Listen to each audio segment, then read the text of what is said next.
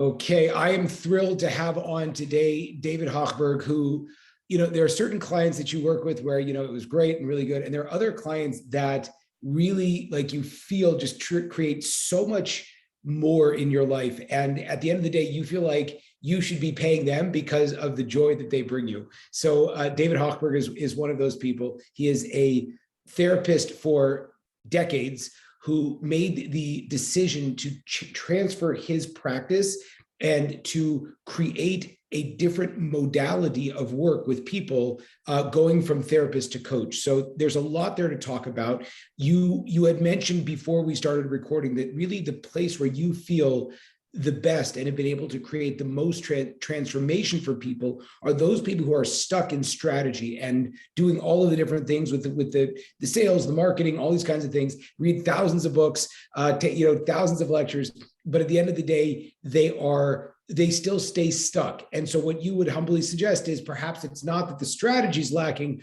but there's something going on inside. Tell us a little bit more about that.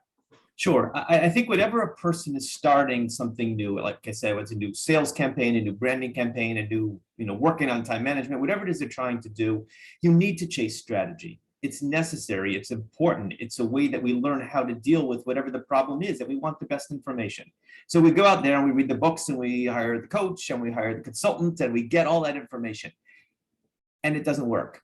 So we get more information and it doesn't work. So we try to chase more strategy and it doesn't work. At some point, what I would suggest to people is to slow down and ask yourself, is the solution here more strategy? Because other people are using the same strategies that you already know. Or is there something else going on? Is it your mindset about whatever, you would have to overcome in order to, achieve this next level, this next goal in your life and your business? Is it fear? Is it previous experiences where you got burned? What is it? But perhaps I would suggest I tell people, instead of trying to solve this from the outside in with strategy, it might be time to solve it from the inside out and look inside. So so hopefully what we're going to be able to cover over the course of our conversation is both like your experience, your personal journey going from therapist to coach, and then also people who are maybe outside of this entire discussion and just not thinking about doing either therapy, coach, whatever it might be, but just sort of how they can start to ask some of these fundamental questions, I think is absolutely crucial. So maybe perhaps suggest a little bit, give me your background. Why did you decide, after 2 decades? I remember literally someone reached out and they're like, oh my God, David's becoming a coach. I've worked with him for years. I'm so afraid. Like, what am I going to do? Like, how did you scoop him up? So what was that thought for yourself? Again, I want to just clarify that there is, especially in the therapy world, this sort of pre-existing belief that, coaches are basically uncertified therapists running around, cavalierly trying to solve problems that they need a black belt and, all these kinds of things. So what was going on for you? What made you think this might be a good shift for me? And what was your experience like? Okay, so it's very interesting for me is being able to see it from both sides of the fence. People who are coaches without any background or degree in therapy will look at therapists. Typically, the most common refrain I hear is, "Well, you go to the past and you dredge up all of this stuff, and we as coaches we look forward. We're forward thinking, and that's the kind of work that we do." And from the therapist side, people say, these coaches, they're giving all kinds of advice. They're getting involved in things that they shouldn't be involved in. This is really the realm of the therapist. So it's very interesting for me to see both sides of the fence. And I'll tell you, from where I sit, there is an incredible amount of overlap in terms of technique, in terms of where you're taking the person to go from point A to point B. And I think one of the common denominators of both of these is the idea that you're doing this journey with somebody else. You are doing this journey along with someone. This applies to therapy and coaching.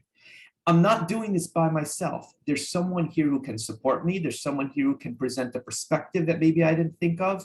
There's someone here who gives me the space for me to work this out, standing, walking this journey with me, pointing things out that I might not see. And I think that that's really the common denominator of both of them. And it's incredibly effective on both sides of the fence.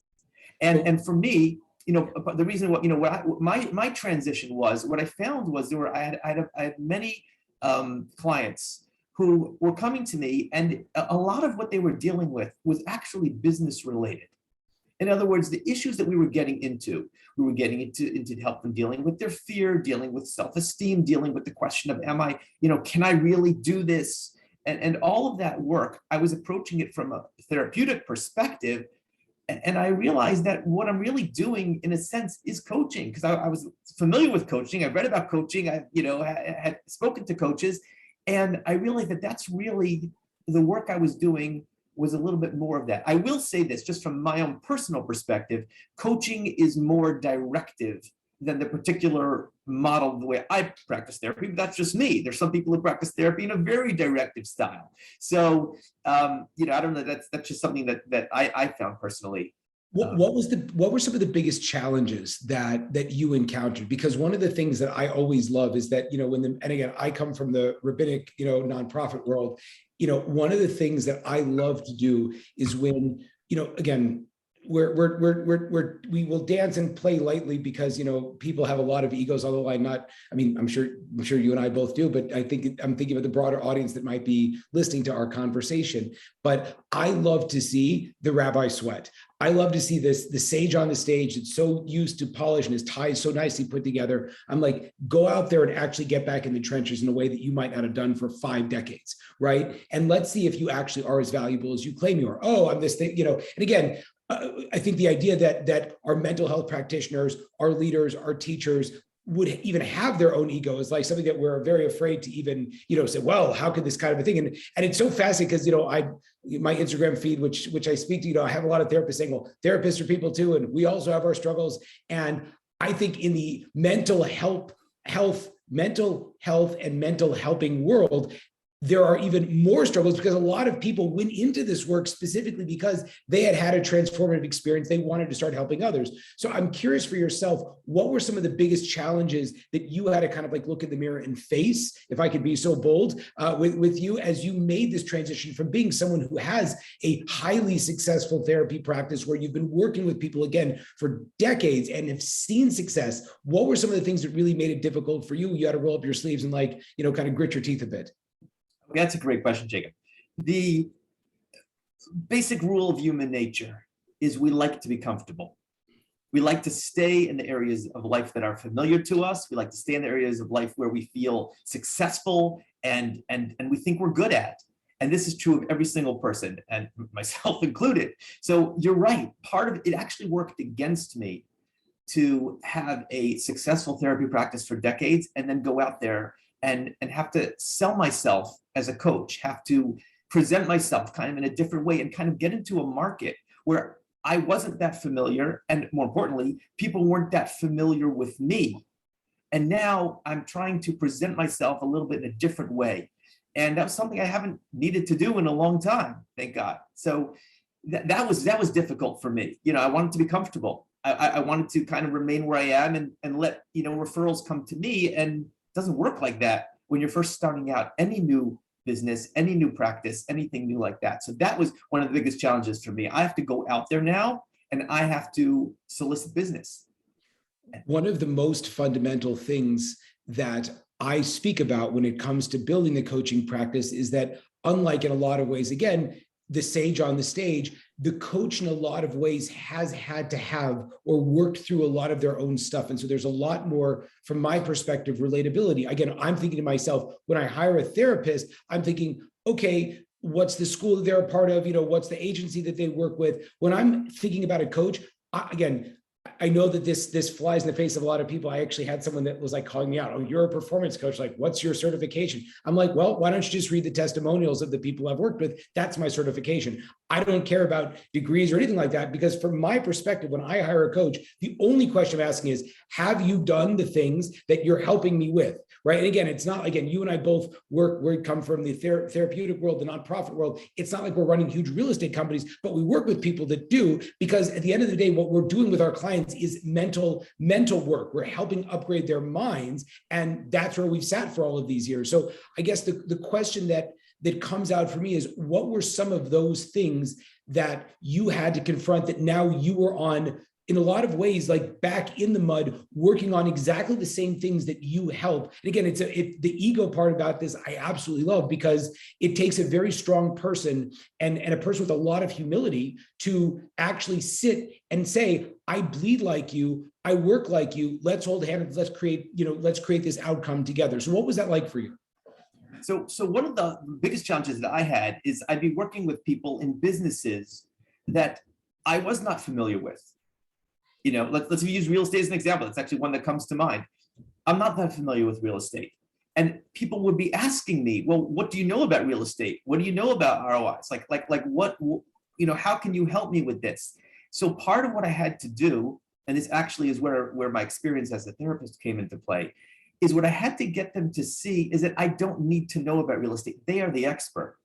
The goal when we talk is for me to use my expertise to leverage your expertise and the areas that you know best and the areas where you're having the hardest time as a person. I can help you. I can get in there. I get that. I understand you. I can show you where you're stuck. I can show you what to do to get out of it. And then you're free to use all of your expertise in the strongest, best possible way. I'm just so thrilled when you say that, because one of the things that just like, like the cringeworthy moment is when I'll see therapists, and we've had situations like that. Like we've worked with people and I'm like, look, you're an expert at mindset. So I can bring clients to you, work on their mindset. And then it becomes cringeworthy when they start trying to talk to you about strategy. I'm like, idiot. I didn't hire you for strategy. I hired you for mindset. Just sit in the box that you're good at and then let them figure it out. And again, that's, I think, so much, again, just practically as mental health professionals or mental health workers, whatever you want to call it, our ability to sit, again, like you would ask me to change the oil. I'll just be very honest with you. You say, hey, change the oil in the car. I don't know how to do that. But if I'm like, oh, the expert coach who doesn't know how to change oil, I'm like, well, this is very, it's like, no, like just do the thing you are good at. And if you are working with the kinds of clients, that was something else that I pointed out, is that like, you ask yourself, like, why is Tony Robbins that good, right? What about Tony Robbins makes him worth the multiple millions of dollars per year that people pay him if they would want to work with him one-on-one? And again, you've listened to his stuff, I've listened to his stuff. In a lot of ways, we might have better content. The difference is that he's built a business where the kinds of people he's working with, those subtle mindset shifts are going to turn around and create millions and billions of dollars of wealth for their clients. If you're working with a Ray Dalio, if you're working with a Conor McGregor, if you're working with a Bill Clinton or any of these kinds of people, if you could get them the mindset shifts, which are basic, which are things that you help your clients with, I help my clients with, but they're able to operate on a much higher scale. So that's where the big shift happens. It's not like anyone actually has to be quote unquote that good. You just have to know what you do know, stay in your lane, and be able to help people with that transformation.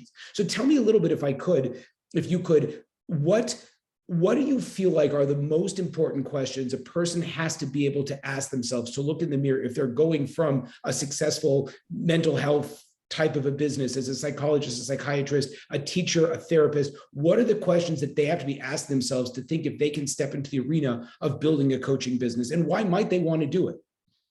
Okay, so a couple of things, to respond. That's a great question. And everyone, of course, is going to have this is why I love their own answer. You're so kind to me. Thank you very much. Yes, great questions. I appreciate it.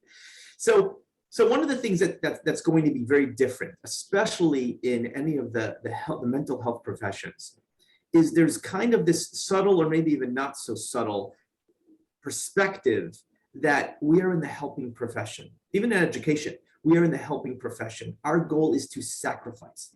Our goal is to really give as much of ourselves as freely as we can to as many people as we can. And all of that works really well, if someone is working as a social worker, as a psychologist, as a teacher, and they're trying to give and they're trying to help and they're trying to help humanity in that way.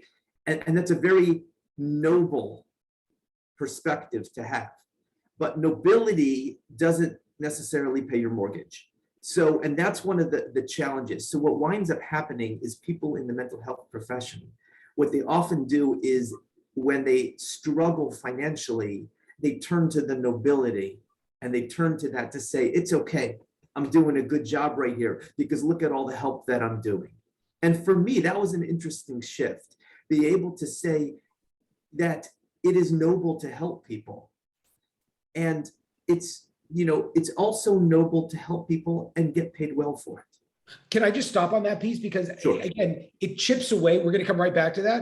It chips away at their ability to help. Because again, if you have your back against the wall, if you're going home and looking your spouse in the face, your kids in the face, your, all the creditors in the face and being like, I don't have it. It is fundamental. Again, this is a Jewish concept. It's a business concept. And it's a concept that therapists can so easily see in other people. It's like, if the guy can't pay his bills, obviously he's not going to show up as the best father and husband. I'm sorry. So you said that's the thing. So there's a trend towards, as finances become tighter and tighter, a trend towards holding on to what you're doing as a noble thing. Right. Being able to convince yourself I'm doing this. The fact that it's so financially difficult makes it even more noble, even more of a sacrifice. Right. So for me, one of the pieces was shifting out from that mindset and being able to say, no, it's not necessarily more noble to have less money.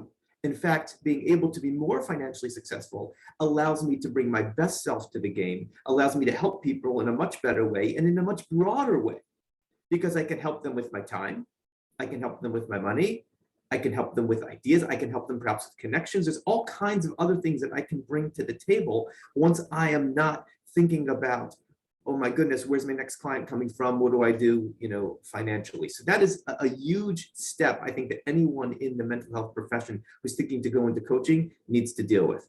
There's also a level of relatability, which is what I've seen. Is I've spoken to so many clients of mine, and I work with entrepreneurs and executives and similar audience as you.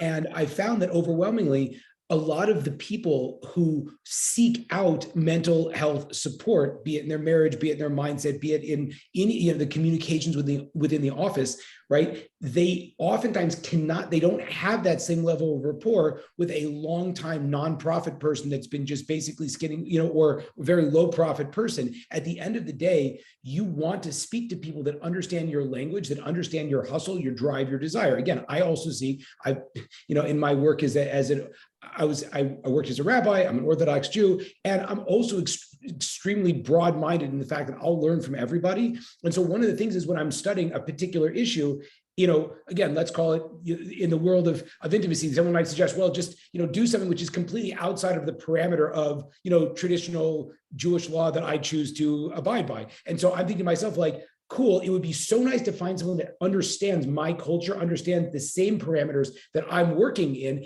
and then is able to advise me. So I think what you're saying is the exact same thing, is also as you become a person who is seeking to create prosperity and seeking to create opportunity and building a business, you're actually going to be much more in alignment, assuming that these are the kinds of clients you want to work with people who are entrepreneurs and business people. 100%. And that's another piece I want to address here as well. A person who is making $40,000 a year is going to have a really hard time talking to someone who's making $400,000 a year and say to them, let me help you. Not because they can't, but because within themselves, you're talking to somebody in a way, if you've never spent that amount of money, or let's say you've been charging coaching, let's talk coaching, where you're charging, $2,000, $3,000 a month to somebody. If you've never spent $2,000, $3,000 a month on coaching, or you have your own issue with charging that amount of money because it's too expensive, it's too much. And again, getting back to what I said, that noble mental health professional, I couldn't charge for these poor people. If I charge this amount, then people are not going to be able to get my help, or whatever it is that's going on in your head. And yet you're turning around, you're asking someone to do that for you.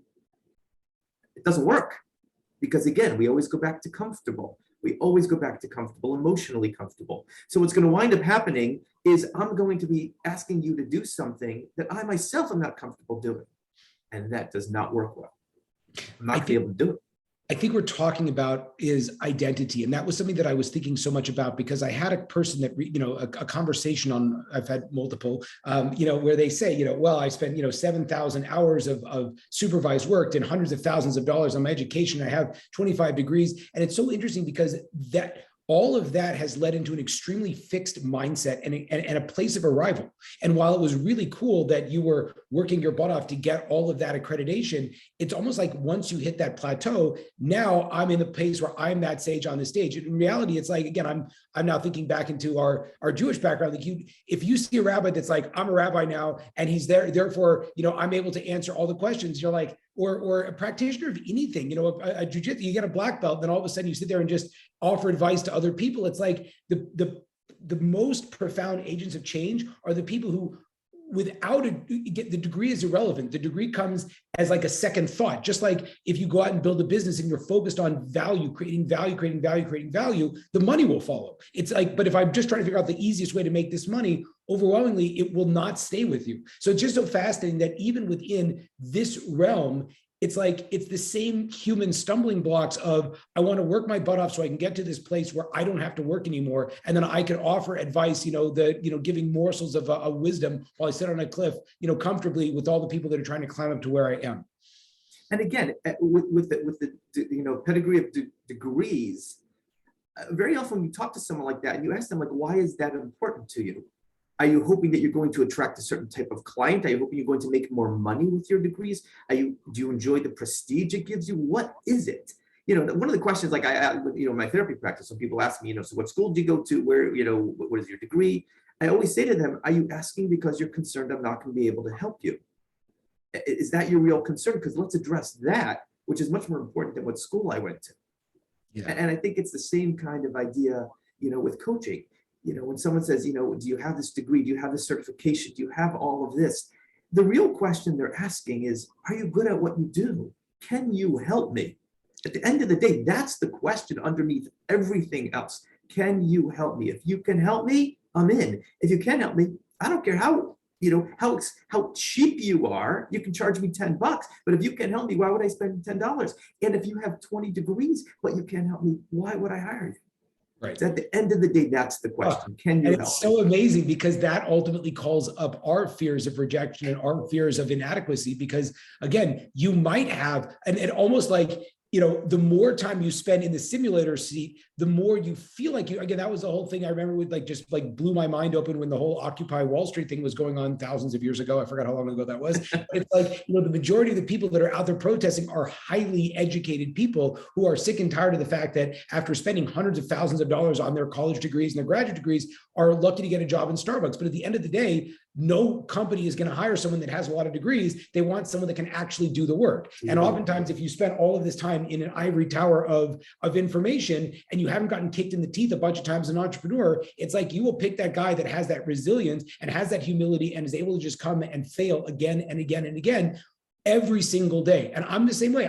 I don't care where you come from. If you have humility, if you want to work and you want to get better, it's like, I can make you a champion. And if you don't, I can't really help you. So I love that. Can you help us, just because I know this is something that you're so phenomenal at? A person's stuck, a person's finding that they aren't able to really go the next stage. And again, this could be for mental health practitioners or people who want to build their own businesses, or an entrepreneur, an executive that you're working with. Again, they've created success however they want to define it, but now they're like, either they're not happy with what they've accomplished so far, or they don't know how to get to the next level, or they keep reverting back to these old mindsets that they had hoped they had worked out of. What are some ways, some strategies, some things that people could be thinking about to take themselves to the next level?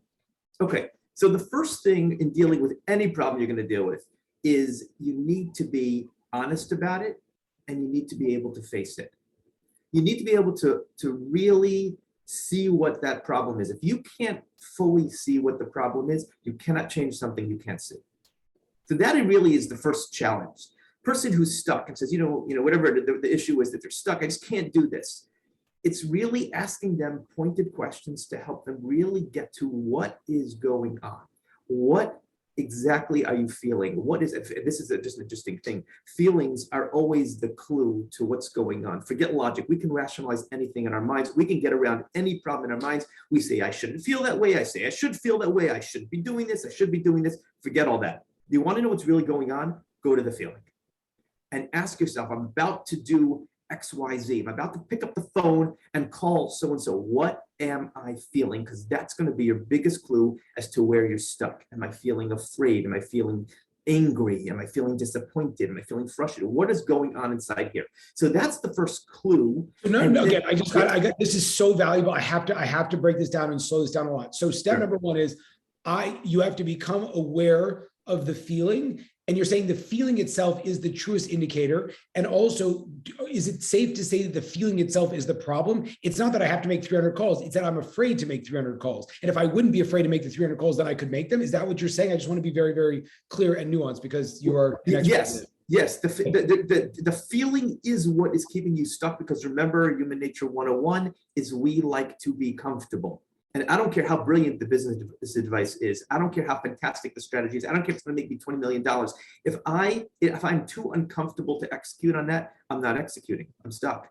And therefore, not only that, but that creates tremendous tension, because it's brilliant advice that's going to make me $1 million, and I can't seem to do it. And that tension is really, really strong. And that's the part that really, really feels stuck. That's the part that moves. I should be able to do this. And then you start beating yourself up all the time. I should be able to do this. Why can't I do it? He does it. She does it. What's going on? How come I can't do it? What's wrong with me? And then that just increases that tension, because you're not really looking at what's there. So yes, the fear is definitely the fear is what is stopping you, or fear, whatever that emotion is. Whatever that emotion is what is stopping you from going forward. And one other thing that so then you try, okay, so you have the fear, and then you say, well, what am I really afraid of? That will isolate and sort of identify the problem. I don't feel competent enough to this. I'm afraid of the rejection of that.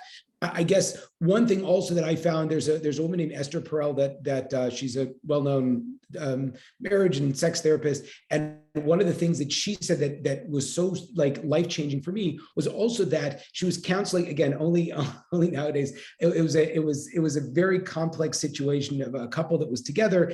And she actually said, you're stuck also because you're putting like 3 different problems together into one. And so by just extricating the different problems from each other, here there's this identity issue that you're struggling with, and then there's this issue with your relationship you're struggling with. Also being able to parse out and see sort of in front of you the different problems, that's also something I like. For me, I'm like, okay, is it 1 problem? Is it 5 problems that we're working through? 100%. Keep going. You're doing fantastic. Okay, so the other thing so again, the emotion, you got to identify the emotion. That's your clue to what's going on.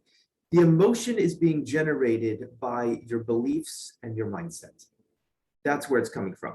If you thought that it is perfectly normal and acceptable and you should be afraid before you pick up the phone, then every time you're afraid to pick up the phone, no problem. That's fine. That's exactly what I'm supposed to be doing. It's what everyone in the world does.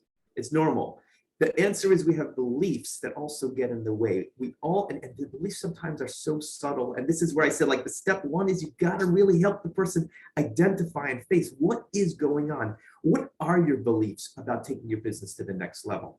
What are you going to have to sacrifice to do that? What are you going to have to give up? What are you going to have to do differently? What are you going to have to change?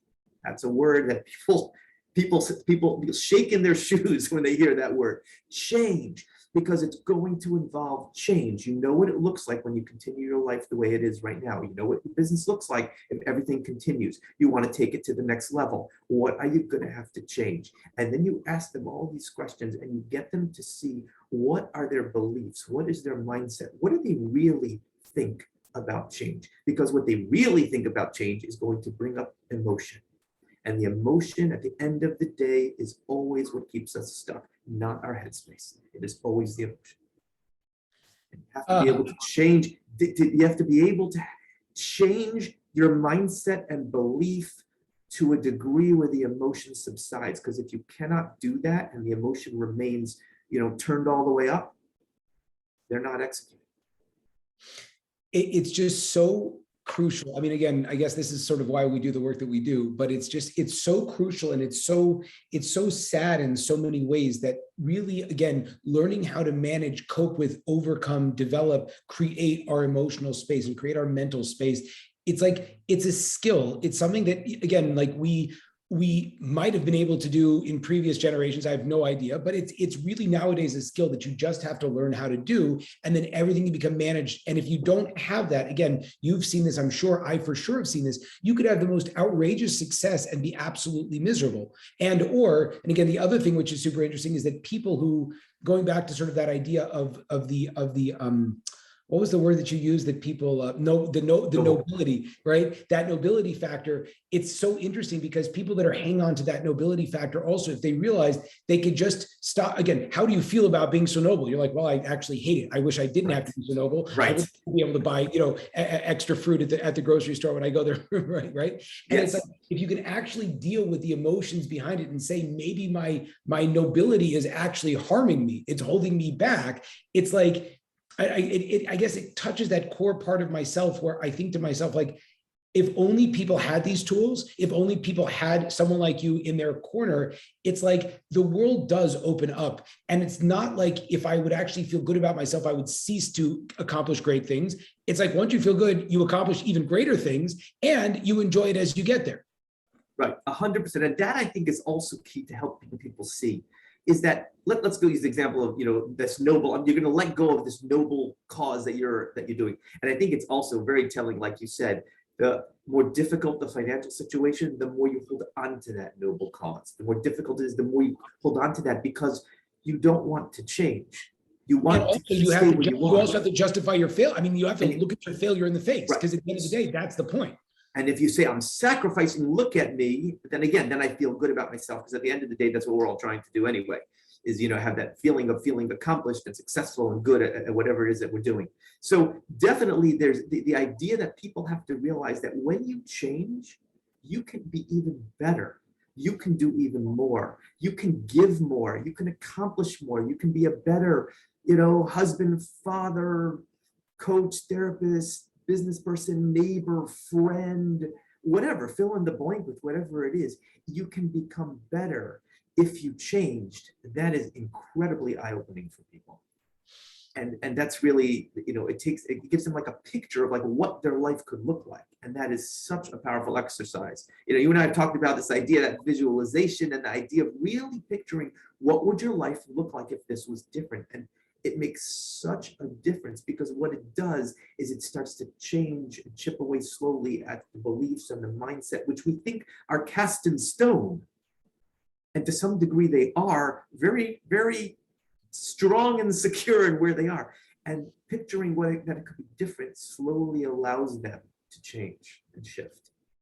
Unbelievable. Okay, I have two more questions. I feel like I would personally love to go on for another 7 hours, something like that. But I assume that Sure. we have important things to be working on. Question number one would be, a lot of people are going to watch this and they're going to think to themselves, should I do this? Again, Jacob Rupp, you might look like this, wild dude with a haircut that might be too short and he doesn't look very professional, but David Hochberg, like he's kind of like, he looks a little bit more like the real deal. And they might start to be wondering like, should I do this? Or does this make sense? Or, is it possible that I could actually help people and have a lucrative business as well? And again, it's not just pay the bills, because again, for so many of us, like paying the bills is not for so many of us, paying the bills is like bottom line, but the idea of actually expanding, having financial abundance, being able to have not a life that you need, but a life that you want, drive a car that you want, live in a house that you want, give to charities that you want at the level that you would ideally want to do. So people are watching this right now. They might be thinking to themselves,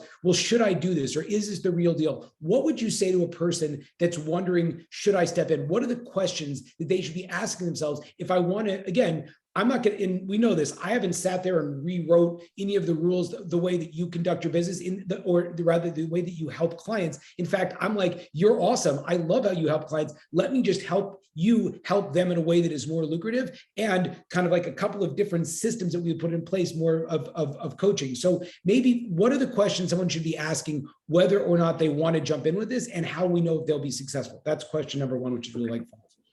Okay, so the way I would start answering that is I would encourage people to ask the question, why do you think, imagine doing all of this, imagine, making that shift, imagine that now you are working with people in a similar yet slightly different way, and now you are more financially secure, you have more abundance in your life, you have more time in your life, whatever is important to you, you've managed to work out now in this way.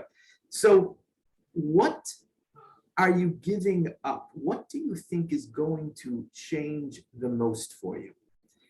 But what I'm really getting at is not the positive side, but the negative side. Meaning, what are you so afraid of giving up? what are you so afraid is really going to, are you afraid that the work is going to look very different? Are you afraid of being less noble? Are you afraid of I'm going to have more time and that scares me. I don't know what I'm going to do with my time. I may need to revamp my entire identity, my entire way I spend time. What is having this life going to make you have to change that is really making you stop and think and say, I don't know if I really want to change that. Because if you can work that, and then they go right to the feeling. Because if you can work that out, what you're actually going to discover is that you are going to be the same person. You are going to be the same person, just with more abundance, more time, more financially secure, more settled, calmer in a way. If what you're doing is really speaking to you, you're going to find yourself just much more relaxed. You're going to get up in the morning and you're going to think about your day, you're going to think about your work, and it's just going to be with a sense of calm. It's going to be with a sense of just more serene, just more relaxed, and you're going to feel more confident as you go through your day. So ask yourself, what is really going to change that I would, that I don't really want to change, and work that piece through. And when you work that piece through, what you're going to notice is all of a sudden, the way you'll know that you're there is you're going to feel like a weight has been lifted from your shoulders. And when you feel that, you did it. You crossed over. And if a person's fundamental fear, which I've seen so much with a lot of the therapists, the mental health practitioners that we've spoken about working together, is they're worried, they just, practically speaking, they're worried. They're like, can I do this? And again, that's the craziest thing, is they're out there helping people with anxiety and confidence. And then it comes down to, I'm like, okay, cool. Let's build you the business of your dreams. And they're like, oh my God, I'm too afraid to do that. So, and how do they get around that? Can I do this piece as someone who's gone through and done it? Okay, so again, the fundamental thing they have to wrap their heads around is the work itself is the same work. That is key. You need to know that the work itself is the same work. So what are you challenged with? You're challenged with, can I charge so much for my, my time, for my services? What about the fact that I'm not, helping? There'll be people who can't afford me, and then what? They're just going to have to suffer for the rest of their life, and all that other stuff. And now I have to go, maybe I don't consider myself someone in business, and now I have to go out, I have to market, I have to brand, I have to do all these kinds of things. That's where you're going to be challenged. You are not going to be challenged in the work itself that you do. You already know how to do it. That is the least of your problems. What you're going to be challenged on is you. And that's the fundamental piece, which is so brilliant, because then you bring that into the work that you do with people. You are going to undergo a transformation in ways, buttons you didn't realize you had are going to get pushed. Rejection, whatever, fear of whatever it is that you're worried about. Work all of those pieces through, and when you work those pieces through, you are going to be a changed person, and you're going to bring that to the work that you have with your clients. Okay, amazing. And finally, and most importantly, again, first of all, from the bottom of my heart, I appreciate so much the time. Our relationship is so important to me. I need to be very candid that I think that I won't allow a mental health professional into my course without them watching this interview. And I also think this will become required viewing as part of our 8 to 8 course, because you touched on so many things that are so unbelievably fundamental for a person to be successful as a coach, as a therapist, as a person in general, and as a business person. The last thing, and most importantly, is someone might be watching this and they're like, oh my God, David's got it figured out. And I do run a real estate company. I do run, a large, industrial cleaning company. I run a Amazon business. I have, I'm maybe an up and coming entrepreneur. Maybe I'm a very successful entrepreneur, and they watch what you're saying and they're thinking to themselves like, oh my God, this guy could help me. This guy does have the keys. So if that is a person watching, they're wondering that, how do people find you? How do they work with you? What does that look like? Okay, so the way they would do that is you go find me on LinkedIn. I, post every once in a while on LinkedIn. You can also have the website, but find me on LinkedIn is really the best way to do that. Amazing. Okay, David, from the bottom of my heart, thank you so much for being you, for the time, and for the tremendous value that you delivered today. Thank you, Jacob. It was a pleasure and an honor.